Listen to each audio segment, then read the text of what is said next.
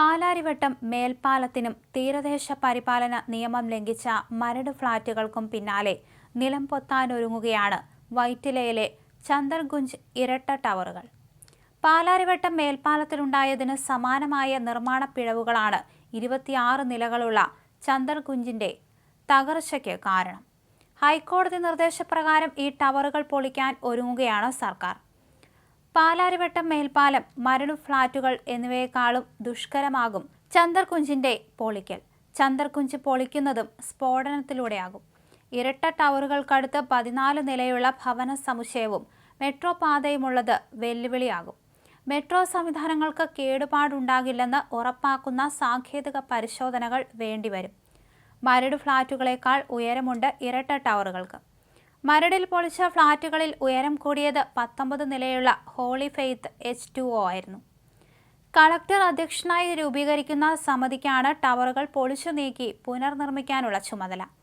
മരടിൽ alpha serine എന്ന 16 നിലകൾ വീതമുള്ള ഇരട്ട ടവറുകൾ ഉൾപ്പെടെ 5 ഫ്ളാറ്റുകളാണ് 2020 ജനുവരി 11, 12 തീയതികളിൽ പൊളിച്ചത്.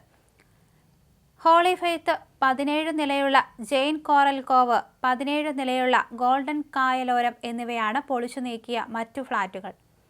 ചന്ദർകുഞ്ചിൽ 2 ടവറുകളിലുമായി 300ഓളം അപ്പാർട്ട്മെന്റുകൾ ഉണ്ടെങ്കിലും 100-ൽ താഴെ കുടുംബങ്ങളെ നിലവിൽ താമസിക്കുന്നുള്ളൂ.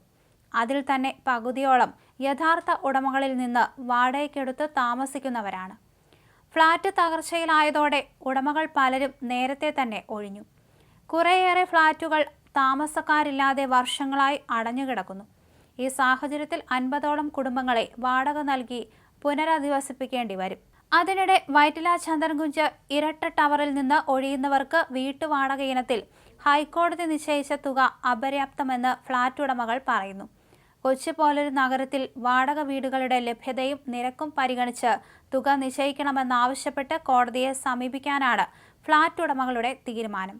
ഇരട്ട ടവറുകളുടെ പുനർനിർമ്മാണത്തിനായി ഒഴിയുന്ന ബി ടവറിലെ താമസക്കാർക്ക് 21,000 രൂപയും സിയിലെ താമസക്കാർക്ക് 23,000 രൂപയും മാസവാടക നൽകാനാണ് ഹൈക്കോടതി നിർദ്ദേശിച്ചിട്ടുള്ളത്. ഈ തുകയ്ക്ക് നഗരത്തിലോ പരിസരത്തോ വീടോ അപ്പാർട്ട്മെന്റുകളോ വാടകയ്ക്ക് കിട്ടില്ലെന്ന് ചന്ദർകുഞ്ച് കേസിലെ പ്രധാന ഹർജിക്കാരനായ റിട്ടയർ കേണൽ സിബി ജോർജ് പറഞ്ഞു. ചന്ദർകുഞ്ച് ഫ്ളാറ്റ് പൊളിക്കണമെന്ന കോടതി വിധിയിൽ സന്തോഷമുണ്ടെങ്കിലും പിന്നീടുള്ള കാര്യങ്ങളിലെ അവ്യക്തതയിൽ അതൃപ്തരാണെന്ന് ചന്ദർകുഞ്ച് വെൽഫെയർ മെയിൻ്റനൻസ് അസോസിയേഷൻ അംഗങ്ങൾ പറഞ്ഞു.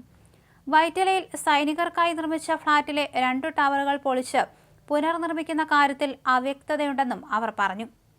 മറ്റൊരിടം കണ്ടെത്താതെ അതേ സ്ഥലത്ത് തന്നെയുള്ള നിർമ്മാണം കാര്യങ്ങൾ കൂടുതൽ സങ്കീർണമാക്കും.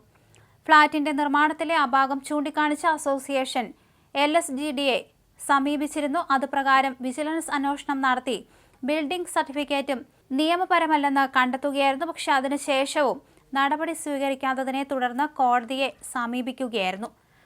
ഫ്ളാറ്റ് സമുച്ചയം നിർമ്മിച്ച Shilpa projects and infrastructure private limited, project management and consultants architects, ചട്ടലംഘനം നടത്തി ഫ്ളാറ്റ് നിർമ്മിച്ച AWHO, army welfare housing corporation എന്നിവർക്കെതിരെ നടപടി വേണമെന്ന് ആവശ്യമുണ്ട്. സൈനികരെ കണ്ണിൽ ചോരയില്ലാതെ വഞ്ചിക്കുകയായിരുന്നു AWHO ചെയ്തത്. രാജ്യത്തെ സേവിച്ചതിന് കിട്ടിയ ഒരായുസിന്റെ സമ്പാദ്യമാണ് പൊലിഞ്ഞു പോയത്. വിരമിച്ച സൈനികരും അവരുടെ ആശ്രിതരുമാണ് ഫ്ളാറ്റിൽ കഴിയുന്നവർ.